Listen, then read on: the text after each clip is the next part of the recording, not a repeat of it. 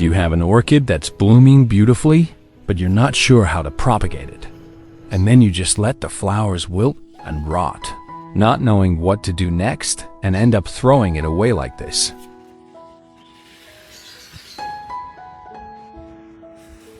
That purple flower with the pink petals is really beautiful, isn't it?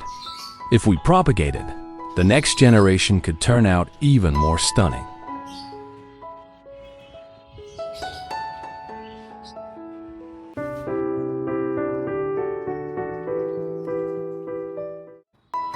Let's cut the flower spike and take a closer look. Maybe there's a healthy node we can care for and grow into a new plant.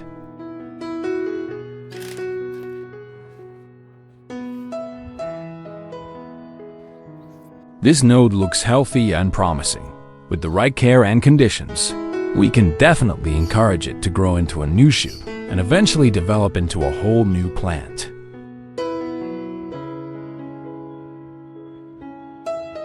We'll cut off the flower so we can propagate the plant.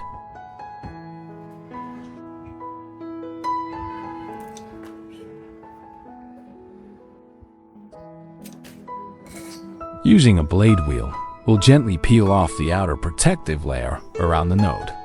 This helps expose it slightly, making it easier for the plant to absorb nutrients and encouraging new growth from that spot.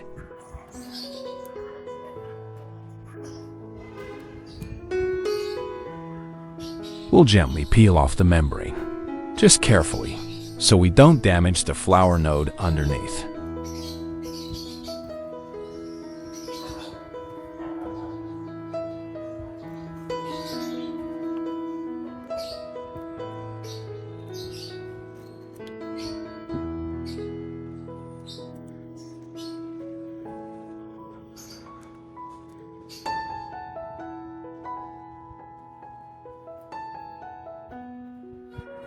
Gently carve the bottom part of the spike at an angle to increase the surface area. This helps it absorb water and nutrients more efficiently.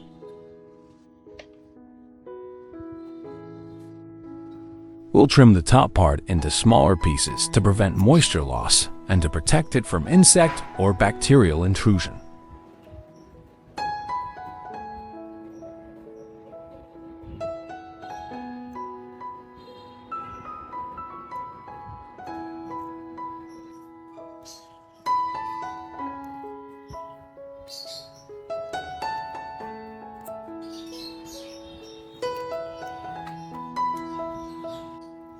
Prepare 3 cloves of garlic.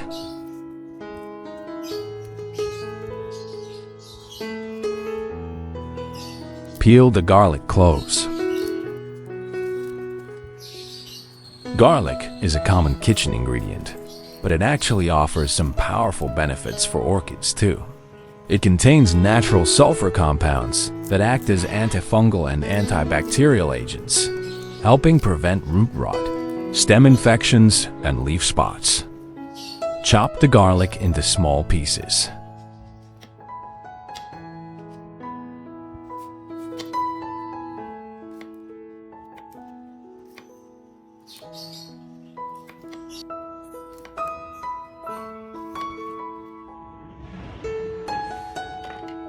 We'll grate a small piece of garlic to help release its natural essence and active compounds.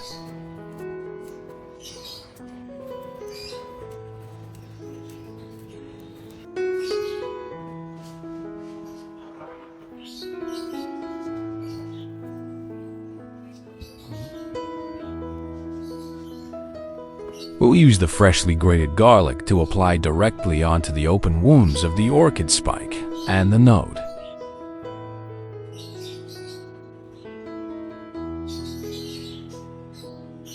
By doing this, we're helping to sterilize the wound and prevent infections that could slow down or completely stop new growth. It also acts as a natural shield, keeping harmful microbes and pests away while the plant focuses on developing new shoots. So, it's a simple but really effective step in the propagation process.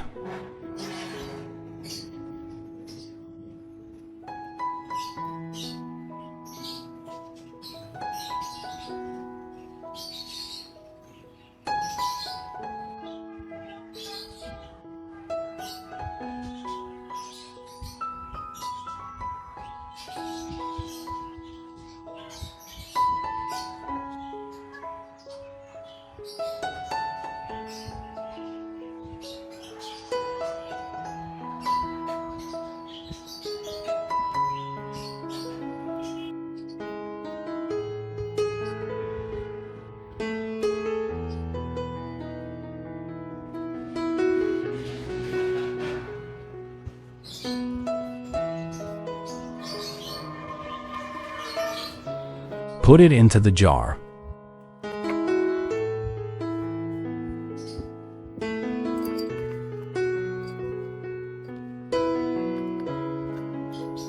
Pour 500 milliliters of water.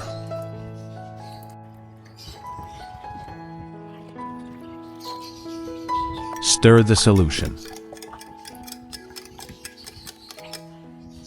Soak it for 30 minutes. Go ahead and prepare 1 sweet potato.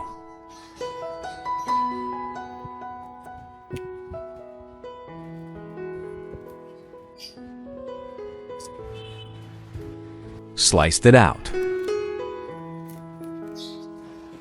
Sweet potatoes are packed with natural sugars, carbohydrates, and trace minerals that can help support root growth and act as an organic energy source during propagation.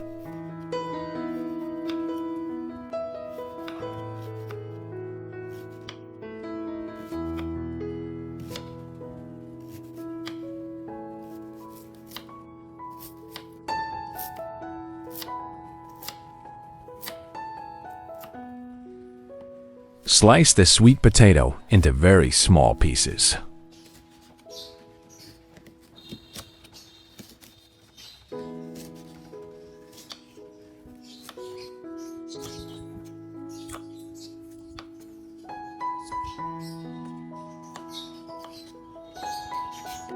Put it into the blender.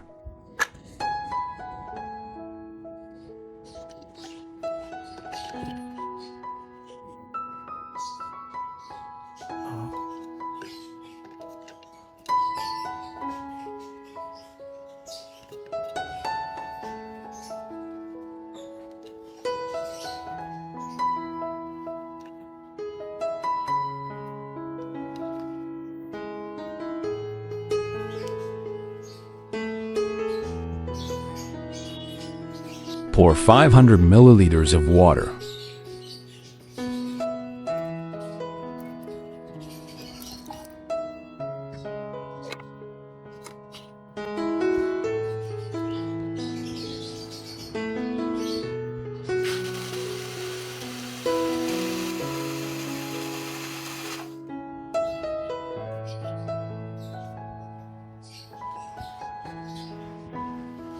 Let's let the solution rest for 15 minutes.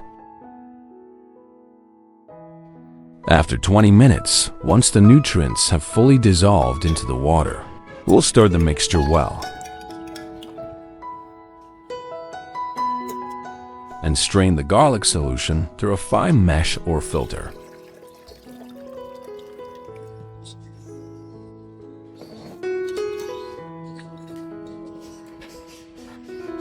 Stir the solution. After 20 minutes, once the nutrients from the blended potato have dissolved into the water, we'll strain the potato mixture through a fine mesh and then combine it with the garlic solution to form a powerful, nutrient-rich blend.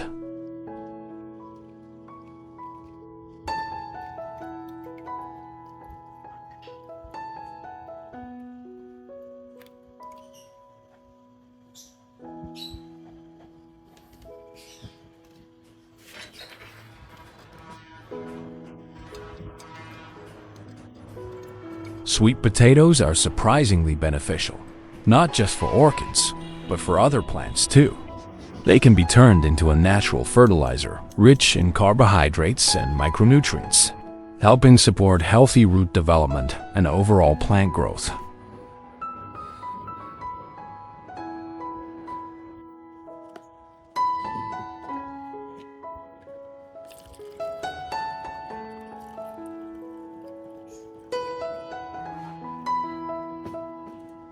We'll place our flower spike into the garlic and sweet potato solution and let it soak. This step helps disinfect the spike, preventing bacterial or fungal infections, especially at the cut surfaces.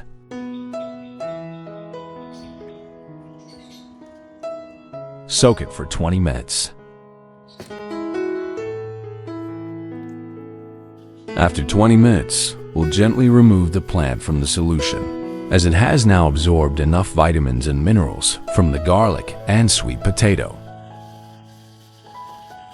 We'll use floral foam and make a small hole in it, then insert the flower spike into that hole to begin the propagation process.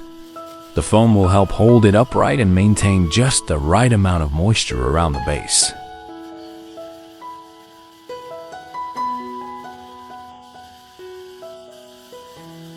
We'll add a small amount of mineral water to create a moist environment that supports root development. Just a little is enough. We don't want the foam to be soaked, only slightly damp to avoid rot while still encouraging new root growth.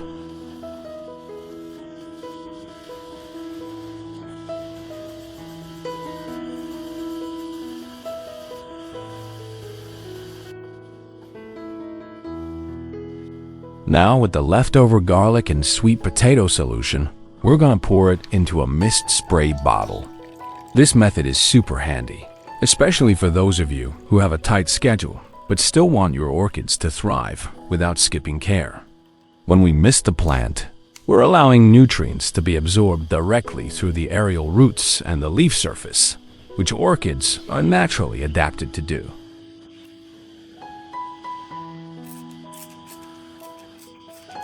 You can do this misting once a week. Just make sure to avoid misting directly on the flowers or buds if the plant is already blooming. Focus on the roots and the underside of the leaves where nutrient absorption is most efficient. It's simple, doesn't take long, and it really helps build a healthier, more balanced orchid over time. Next, we'll give the orchid a deep soak using our garlic and sweet potato solution. This step is really important because it allows the roots to fully absorb the essential nutrients present in both ingredients. Garlic provides natural antimicrobial compounds like allicin, which help protect the roots from fungal and bacterial infections. This full soak should be done around 3 times every 2 weeks, depending on your plant's condition and weather.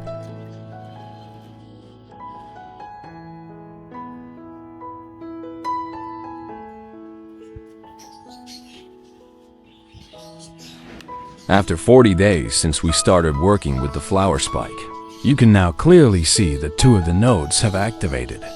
Each one is pushing out fresh, bright green baby leaves, soft, tender, and slightly translucent at the tips, which is a great sign of healthy cell development.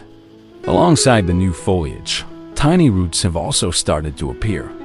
They're still very fine, almost like threads or strands of hair, but this is exactly how orchid roots begin.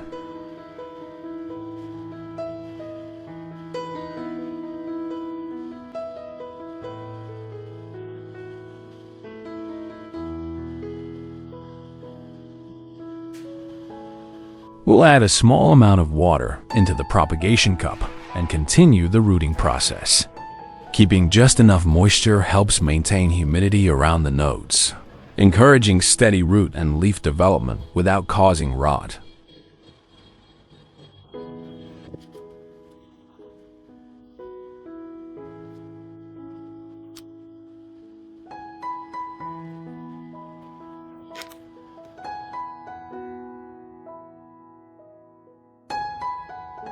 After 2 months, the transformation is clearly visible. The new leaves have grown noticeably larger, with a richer green color and a firmer, more structured texture. As for the roots, they've developed from thin, hair-like strands into longer, thicker structures. You can see the silvery coating starting to form, which is a protective layer called velamen, typical of healthy orchid roots.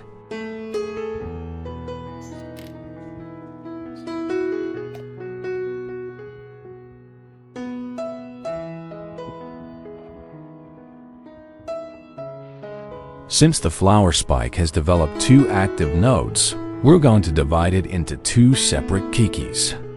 Each section will contain one healthy growth point, allowing us to plant them individually.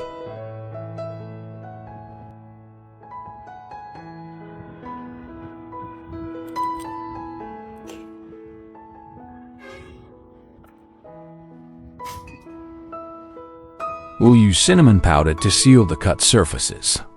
This helps dry out the wounds quickly and acts as a natural antifungal and antibacterial agent. By doing this, we significantly reduce the risk of infection or rot developing at the fresh cuts.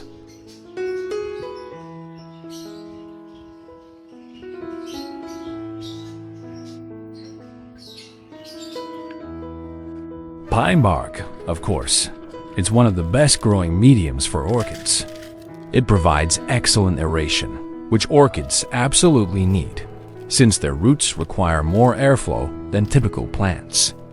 The chunky texture of pine bark helps keep the medium from becoming soggy, preventing root rot while still retaining enough moisture for the roots to absorb.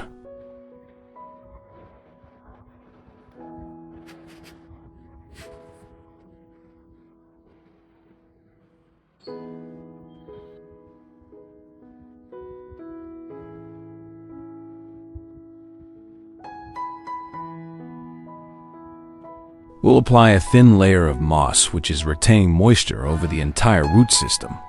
This helps the roots stay hydrated during the early stages of potting, especially when they're still adjusting to the new environment.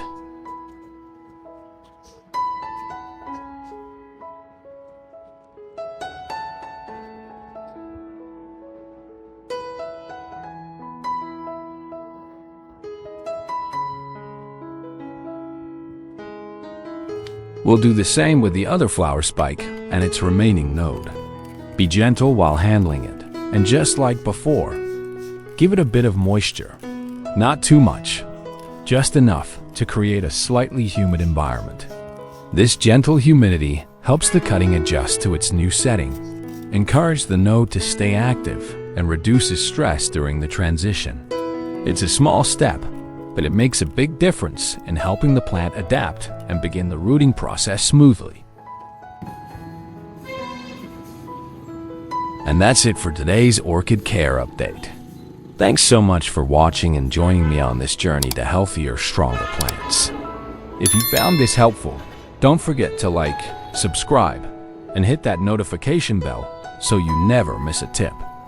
Drop a comment below to share your own orchid stories or questions. I love hearing from you.